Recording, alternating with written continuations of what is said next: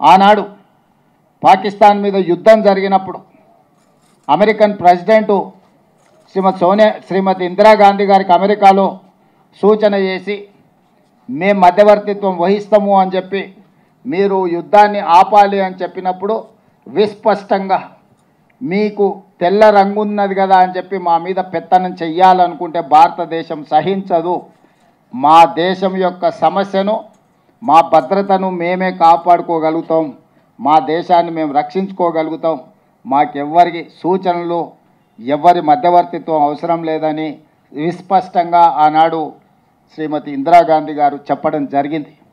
కానీ పహల్గామ్లో జరిగిన సంఘటనలు మీరు చూసినారు. మేమందరం అండగా నిలబడ్డాం కేంద్ర ప్రభుత్వానికి, ప్రధానమంత్రి గారికి సంపూర్ణంగా.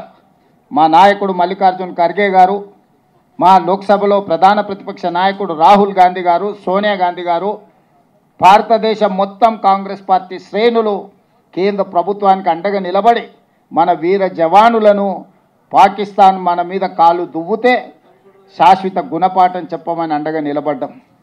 దురదృష్టవశాత్తు కేంద్ర ప్రభుత్వం వెనకడుగు వేసింది, వచ్చిన అవకాశాన్ని సద్వినియోగం చేసుకోకుండా.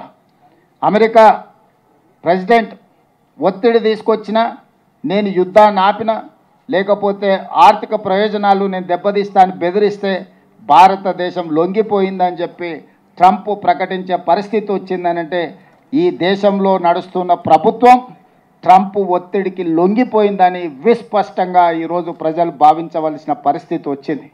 మీరు విజయం సాధిస్తే, మీరు పాకిస్తాన్ ఓడిస్తే, మీరు తీవ్రవాదాన్ని అణిచివేస్తే ప్రపంచమే మీకు గొప్పగా స్వాగతం పలికేది, అభినందించేది.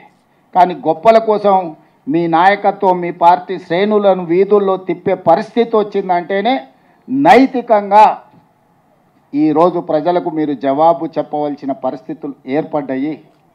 ఈరోజు 100% అండగా నిలబడ్డ కాంగ్రెస్ పార్టీని రాహుల్ గాంధీ గారిని నిందించడం ద్వారా తమ చేతగానితనాన్ని కప్పిపుచ్చుకోవాలని బీజేపీ నాయకులు ప్రయత్నం చేస్తున్నారు. కేంద్ర మంత్రిగా పనిచేస్తున్న కిషన్ రెడ్డి గారు విచక్షణ కోల్పోయినారు. రాహుల్ గాంధీ గారి గురించి తప్పుడు మాటలు మాట్లాడుతున్నాడు.